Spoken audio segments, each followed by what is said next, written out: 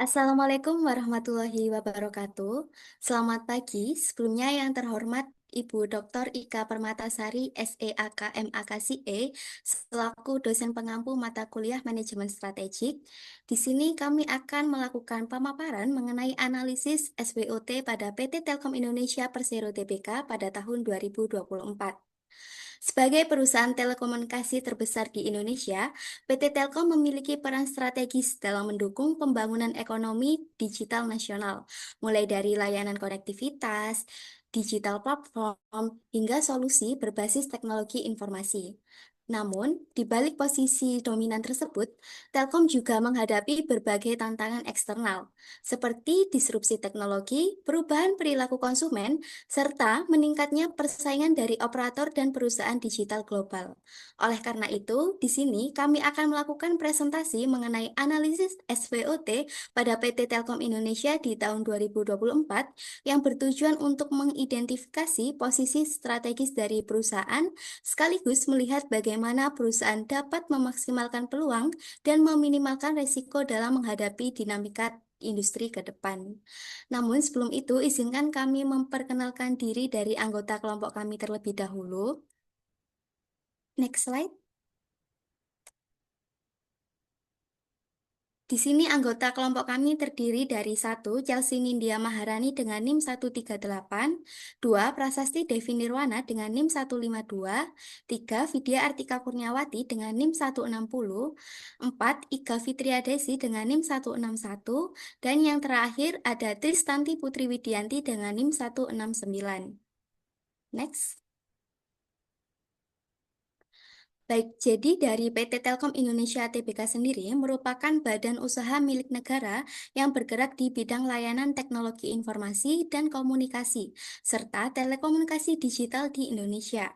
Kepemilikan saham Telkom oleh pemerintah sebesar 52,09% dengan sisa kepemilikan saham sebesar 47,91% dipegang oleh publik. PT Telkom juga memiliki 12 anak perusahaan yang bergerak di berbagai sektor. Dalam menjalankan transformasi, Telkom Group mengimplementasikan strategi bisnis dan operasional perusahaan yang berorientasi kepada pelanggan yang membuat organisasi Telkom Group menjadi lebih clean atau ramping dan agile atau lincah dalam beradaptasi dengan perubahan industri telekomunikasi yang berubah sangat cepat. Next slide.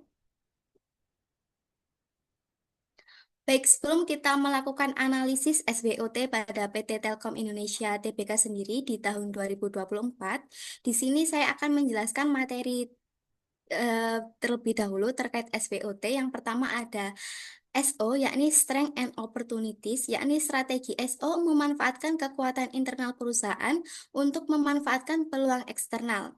Kemudian yang kedua ada ST, yakni Strength and Threats, di mana strategi ini menggunakan kekuatan perusahaan untuk menghindari atau mengurangi dampak ancaman eksternal. Kemudian yang ketiga ada WO atau Weakness and Opportunities, yang mana bertujuan untuk memperbaiki kelemahan internal dengan memanfaatkan peluang eksternal. Dan yang terakhir ada WT atau Weakness and Threats, di mana merupakan taktik defensif yang bertujuan untuk mengurangi kelemahan internal dan menghindari ancaman eksternal. Next slide.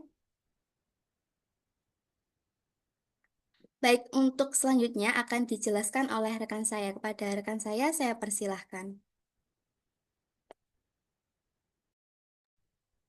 Baik, yang pertama saya akan menjelaskan mengenai analisis strength atau kekuatan dari PT Telkom Indonesia Tbk pada tahun 2024.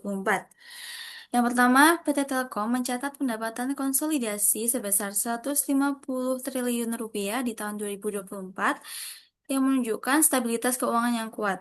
Yang kemudian perusahaan juga memiliki infrastruktur jaringan luas seperti fiber optik, data center, dan layanan cloud yang terus berkembang. Kemudian PT Telkom sendiri juga memiliki pertumbuhan segmen digital sebesar 3,5%, serta penerapan strategi Five Bold Move menjadi bukti kemampuan Telkom beradaptasi di era transformasi digital. Selanjutnya akan dijelaskan oleh rekan saya.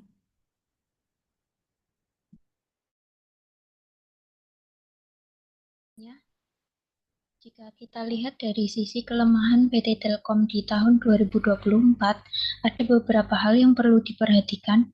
Pertama, pertumbuhan pendapatan perusahaan relatif lambat, hanya sekitar 0,5% dibandingkan dengan tahun sebelumnya.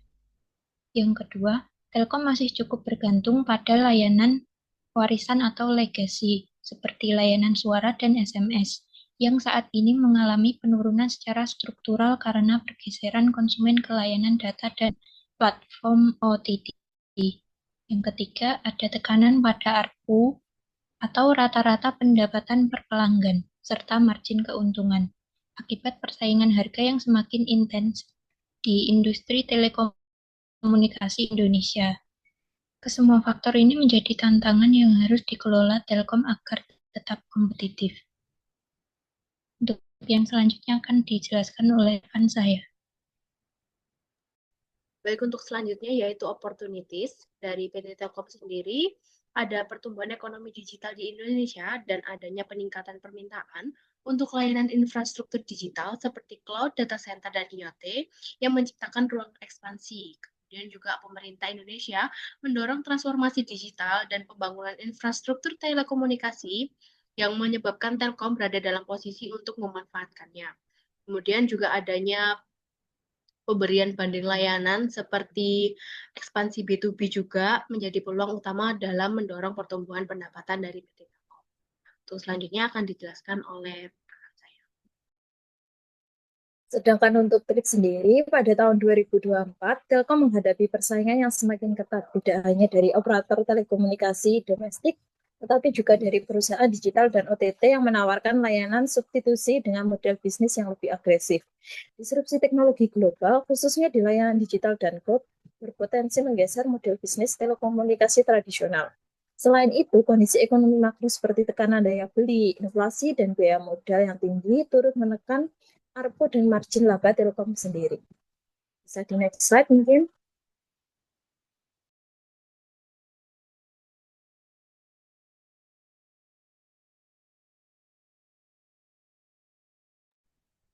Selanjutnya, saya akan menjelaskan mengenai analisis strategi SWOT pada tahun 2024 dari PT Telkom Indonesia Tbk. Yang pertama yaitu strategi Strength Opportunity atau strategi SO. Yang pertama yaitu ekspansi bisnis digital melalui infrastruktur unggul. PT Telkom sendiri memiliki kekuatan berupa infrastruktur jaringan fiber optik yang luas, pusat data yang tersebar, serta kapabilitas cloud yang terus berkembang. Melalui keunggulan ini, Telkom dapat memanfaatkan peluang pertumbuhan ekonomi digital di Indonesia dengan memperluas portofolio layanan digital. Langkah ini sejalan dengan kebutuhan pasar korporasi dan pemerintah terhadap solusi digital terintegrasi. Dengan dukungan infrastruktur yang kuat, Telkom berpotensi menjadi penyedia utama layanan infrastruktur digital nasional. Strategi yang kedua yaitu optimalisasi strategi Five Bold Move untuk mendukung transformasi nasional. Telkom telah mengadopsi strategi transformasi ini yang berfokus pada penguatan infrastruktur, pengembangan bisnis digital, dan peningkatan efisiensi organisasi. Strategi ini dapat disinergikan dengan program pemerintah dalam mendorong transformasi digital nasional. Melalui kolaborasi strategis dengan pemerintah, Telkom dapat memperkuat perannya sebagai mitra utama dalam pembangunan ekonomi digital dan memperluas jangkauan layanannya hingga ke daerah terpencil. Strategi ketiga yaitu penguatan segmen B2B atau business to business dan enterprise melalui layanan konvergensi digital. Segmen business to business dan enterprise menawarkan potensi pertumbuhan besar di tengah menurunnya layanan tradisional. Dengan kekuatan layanan data, internet, and IT service, Telkom dapat menawarkan produk konvergensi digital seperti fixed mobile convergence, layanan cloud terintegrasi, dan solusi keamanan jaringan. Pendekatan ini akan meningkatkan retensi pelanggan korporat, membuka peluang pendapatan baru, serta memperkuat posisi Telkom sebagai penyedia solusi digital komprehensif bagi perusahaan dan lembaga pemerintahan. Strategi yang keempat yaitu peningkatan daya saing di sektor cloud dan data center regional. Melalui kekuatan infrastruktur dan sumber daya finansial, Telkom dapat memperluas bisnis data center dan cloud tidak hanya di dalam negeri tetapi juga di kawasan Asia Tenggara. Dengan meningkatnya kebutuhan perusahaan global terhadap layanan penyimpanan dan pemrosesan data yang aman, Telkom memiliki peluang untuk menjadi pemain regional dengan standar internasional. Ekspansi ini juga akan memperkuat posisi Telkom dalam rantai nilai digital global dan mengurangi ketergantungan pada pendapatan domestik. Untuk selanjutnya akan dijelaskan oleh rekan saya. Baik, selanjutnya ada strategi WO atau Weaknesses Opportunity, di mana yang pertama yaitu diversifikasi dari layanan legasi ke digital dan enterprise, di mana Telkom sendiri masih menghadapi penurunan pendapatan dari layanan warisan seperti suara dan SMS. Dengan adanya pemanfaatan peluang pertumbuhan ekonomi digital, Telkom dapat mempercepat diversifikasi dengan pengembangan konten OTT lokal, layanan streaming, digital payment, serta solusi bisnis berbasis cloud yang membantu mengurangi ketergantungan terhadap layanan tradisional dan memperkuat sumber pendapatan baru. Kemudian yang kedua ada transformasi model bisnis untuk meningkatkan ARPU, di mana tekanan terhadap ARPU atau Average Revenue Per User masih menjadi tantangan utama pada Telkom. Dalam mengatasinya, perusahaan dapat menerapkan strategi value-based pricing dan memperkenalkan layanan premium untuk internet berkecepatan tinggi, solusi hiburan digital eksklusif, serta paket layanan konvergensi. Dengan memberikan nilai tambah yang jelas, Telkom dapat menarik pelanggan dengan kemampuan bayar lebih tinggi dan meningkatkan profitabilitas per pelanggan. Kemudian yang ketiga ada kolaborasi strategis dengan startup dan mitra teknologi global, di mana PT Telkom sendiri memiliki kelemahan dalam inovasi produk dalam pengembangannya dan dapat diatasi melalui kemitraan strategis dengan startup lokal dan perusahaan teknologi global seperti Google Cloud, AWS, atau Microsoft. Kolaborasi ini dapat memungkinkan Telkom untuk mempercepat pengembangan produk digital tanpa harus membangun semuanya dari nol. Selain itu, kemitraan semacam ini juga dapat membuka peluang pertukaran teknologi, peningkatan kapasitas SDM, dan perluasan pasar ke segmen digital yang lebih modern dan dinamis.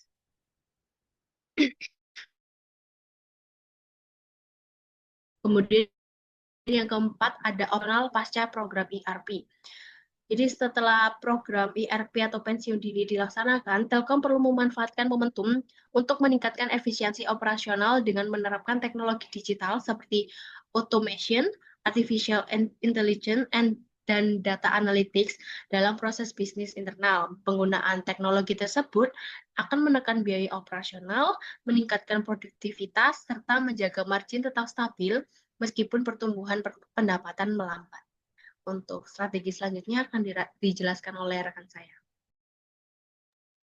Sedangkan untuk strategi ST, yang pertama, Telkom menerapkan strategi diferensiasi dengan meningkatkan kualitas dan keunikan layanan digital melalui keunggulan infrastruktur jaringan nasional, fiber optik, data center, dan layanan cloud. Strategi ini bertujuan mengurangi tekanan persaingan harga dan meningkatkan nilai tambah bagi pelanggan.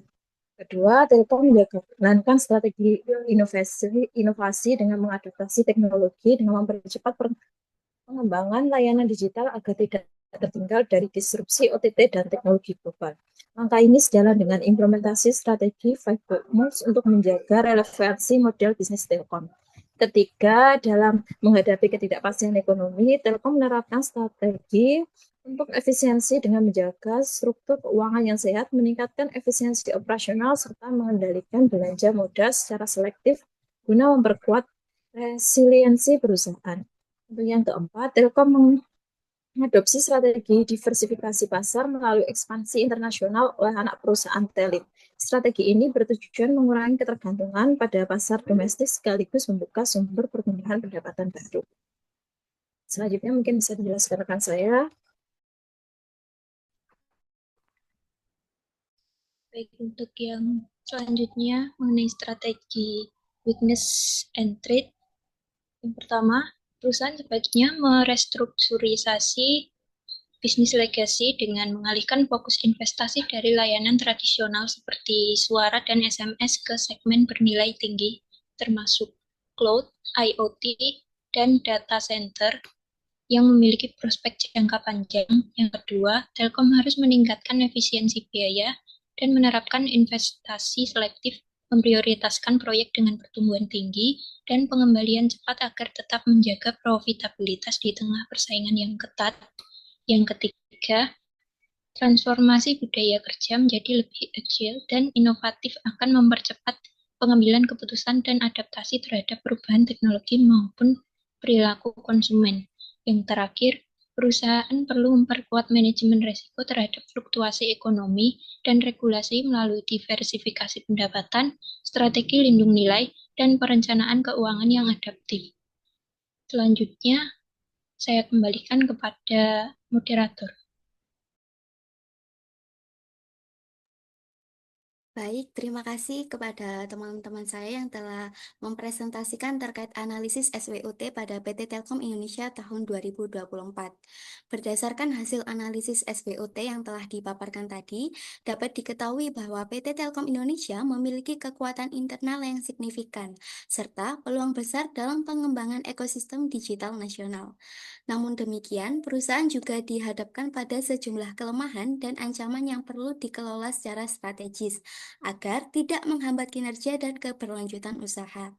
Oleh karena itu, diperlukan perumusan strategi yang tepat dengan mengoptimalkan kekuatan dan peluang yang dimiliki, sekaligus memaksimalkan kelemahan serta mengantisipasi ancaman yang ada.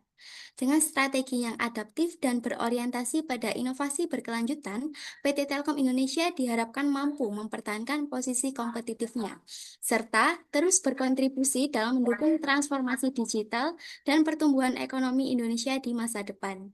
Demikian pemaparan analisis SWOT PT Telkom Indonesia tahun 2024. Kurang lebihnya mohon maaf. Terima kasih atas perhatiannya. Wassalamualaikum warahmatullahi wabarakatuh.